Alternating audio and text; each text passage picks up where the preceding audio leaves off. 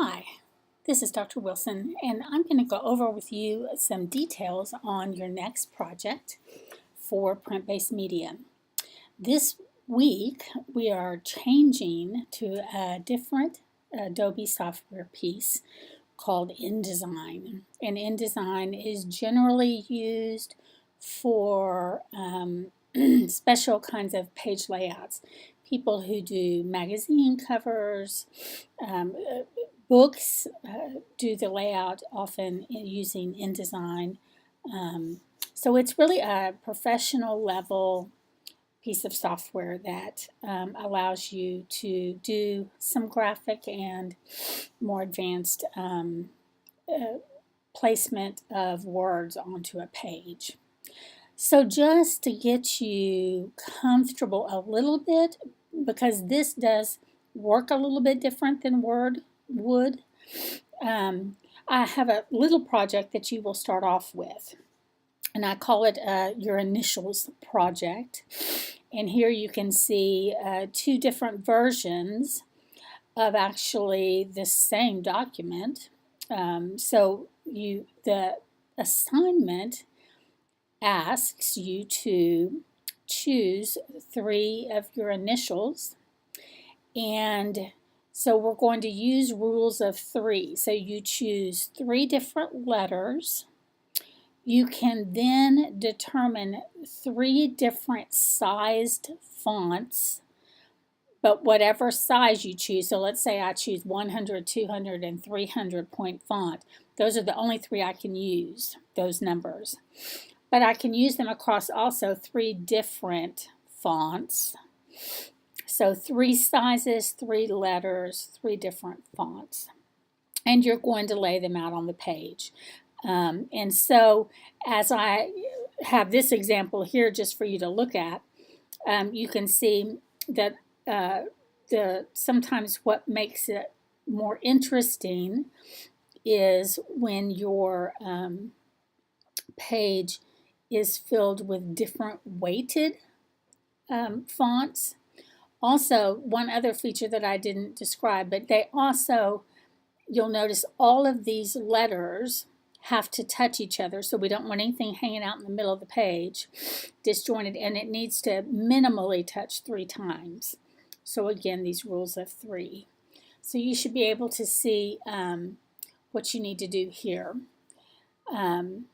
Okay, so let's look at this, and so I just wanted you to see this is a positive. So what I've done is put black letters on a white background. And then the other one, I take the exact same document, but then I have to go in and do a bunch of editing to flip it so that I have a black box behind it and a white background. And notice I want the white to go off the white. I want the black to bleed next to the black so that it seems real seamless. Okay? So I'm going to close this now and start kind of more or less from scratch. Blank document. And in this one, and notice I am using InDesign. See at the bottom down here, InDesign. And I want it to be a 1-page document. I am creating each one in a separate document, 1 page. And then I'm keeping all the same settings. So when I do that, here is my blank page. So I'm going to start off with, there are some similar features on the left-hand side in your toolbar, you'll notice. This one we're going to do all black and white, but because we're using text, you'll see I'll click and drag a text box perhaps. My initials, they're very boring, so I have a D, a K, and a W. The reason why I say they're boring is because a K looks almost the same lower and upper, and a W does too. So anyway, it's boring, but okay. So when I choose a font, so I'm going to type a D right here, highlight it, and then these are the toolbars right here for my fonts. So I can come here, and let's say I want this particular font. I need something kind of whimsical, let's say. So I'm going to use this D. And again, remember I said maybe a 100, 200, 300. So I have just found that it helps to do that. So I chose 300 and look, everything disappeared. Well, not really. See this little red plus sign there? That means there's more in there. We just can't see it. So I'm going to come over here to my selection.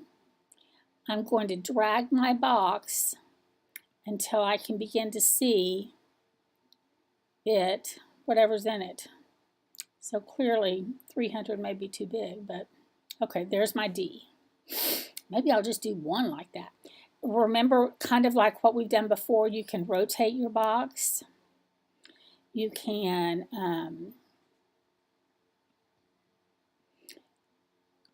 click and drag and kind of scoot it around. Now, let me tell you about this, and I use my arrow keys a lot.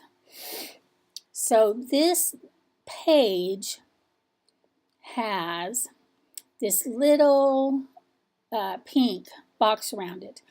And it really is not a margin. In fact, I could go all the way to the edge of this page. There's no real margin set necessarily. But I'm going to use that pink box as my guide and try to fit everything within there. Okay? And then I'll put a box over it so that you can see all of it connected here just a minute. Okay, so this is my first letter. I've placed it. If I click off of it, I don't have handlebars on it anymore. I can go get another text box. And here's what's different about this software. Do you see? I can be over here. Let's do a K. And I'm going to use now, and really you're going to want to write down, so what were the fonts I was using, because they all will have different weights, right? Let's call this one, let's make this one a 200.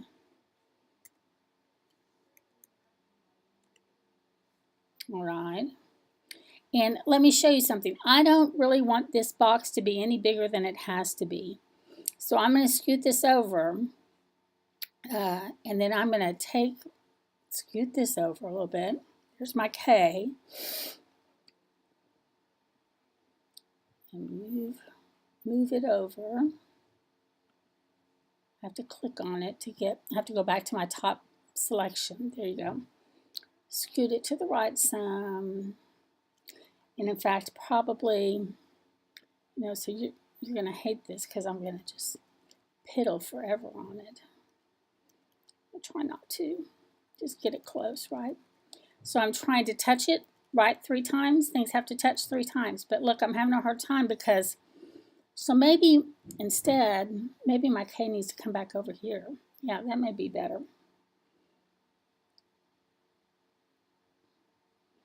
And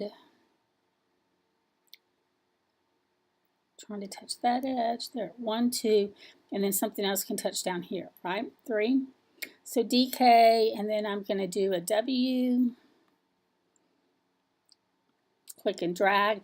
Again, I could come over here.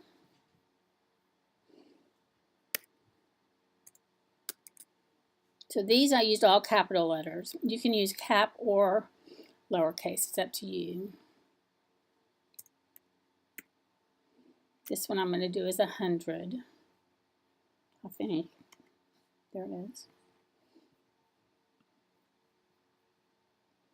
Make it smaller. Whoops. The box smaller.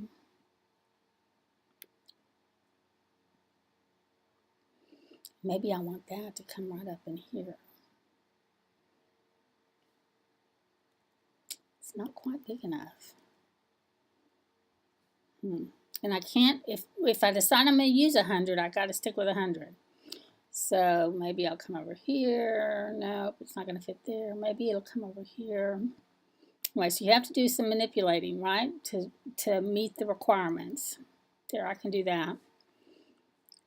And so I'm going to keep going to try to fill my page. And I can always take and put some letters over here. So now maybe I want a lowercase d that is a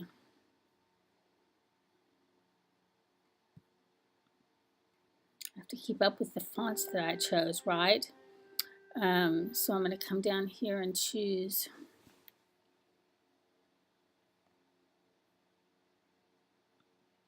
I know I chose that.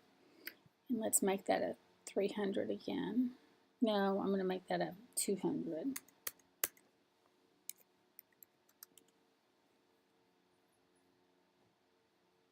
So see, it's too big, so it's not showing up there. So I need to make my box bigger. But look, it's way over here. That's okay. And then you can drag it back over here.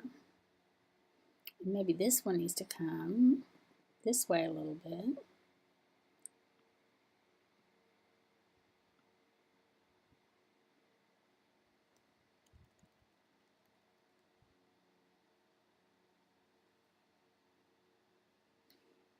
I just need something right in here. So do you see how your boxes will be overlapping quite a bit?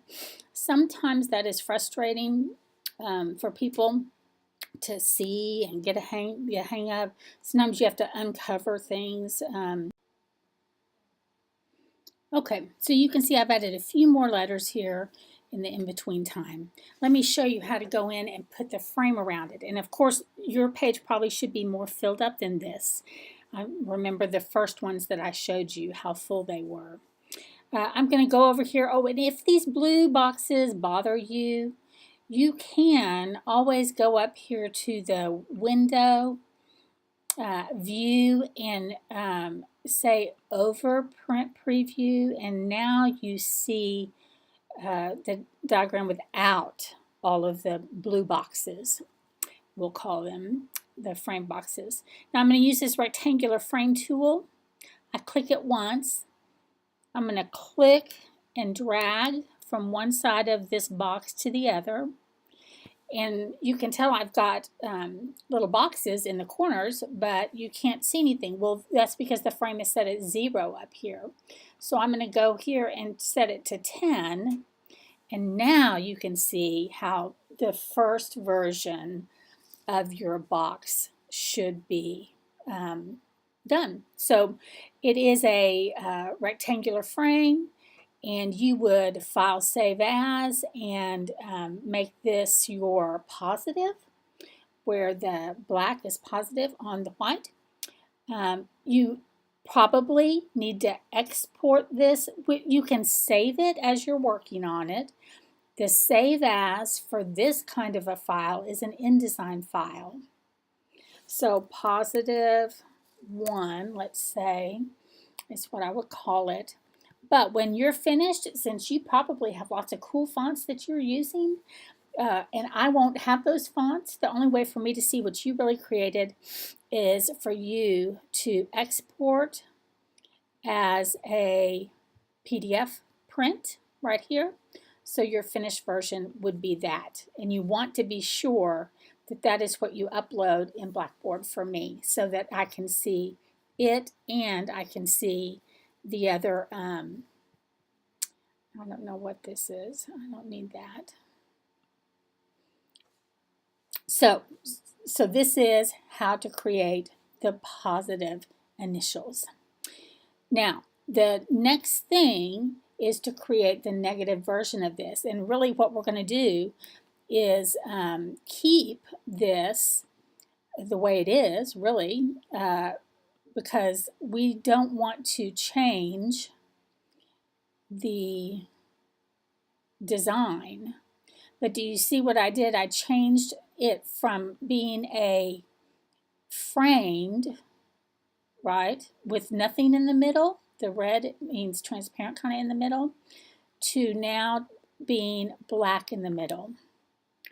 And once I've done, okay, so what we're going to do now is take this frame, and if you can see, I've clicked on it so that I have these handlebars on the frame.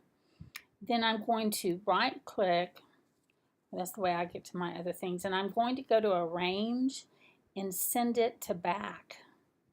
Now what's happened is you can see the blue lines, those are those overprint previews, and they are now on top. So as I go in, and remember they were text boxes, so I'm going to go over here to a text box, text. I need to click and highlight the text piece and make that little text on the left, see right there, all white. Nope. Let's see. Sometimes what happens is I have a hard time grabbing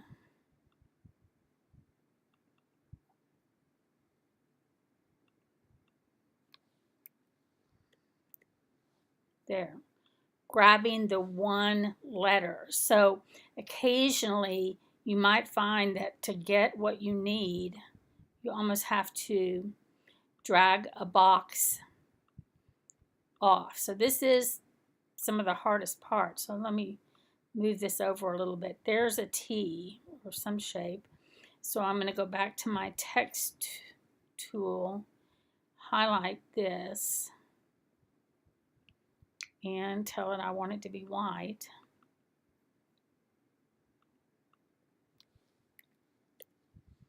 It's a D. It's my D. Okay. So I pulled it out. I'll have to shove it back in and see what happens. There's another little box right there. Do you see it? So I need to, so you're going to have to grab all of these boxes and make them white so that the reverse has happened, and you may have to reset a few of them because they will have some overlapping features. It's hard to sometimes grab them. So if you have a hard time, then what you're going to have to do is move it over. There's my K. So now it was being covered maybe by this other box. Let's see if I pull this out. Yeah, now grab this.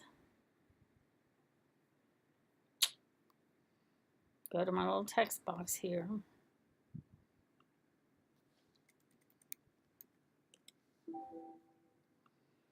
There's that one. You can see there's another something right here I need to get.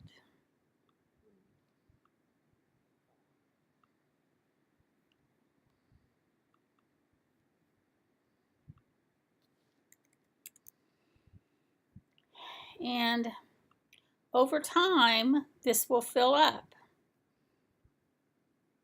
Let me see if I can work on it a little bit.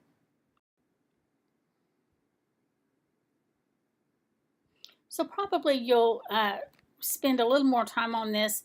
I do have some areas where I would probably add another letter or so here and something else here in this empty spot, connecting everything to the white areas. But you can get the feel for what you're trying to do. Build a graphic with you know, black background, white letters, and then the reverse of that. So the black letters on the white was our positive. This we will end up exporting. So again, remember you're going to export and do a, sorry, you can't see what I'm doing here, but you're going to file, export, and make it a PDF, because remember, you'll be using cool fonts that I don't have. So export as a PDF, and then save it, and you'll submit both the positive and the negative in your assignment section and show us how you created your graphic. So have some fun with this. This is due this week, and it really gets you ready for our very next assignment, which is creating and building a flyer, a one-page flyer. So think about what you want your target communication piece to be for your flyer, who your audience members are, and then we'll have a video to help you with details on using our InDesign software for making a flyer next. Have a great day. Thanks so much.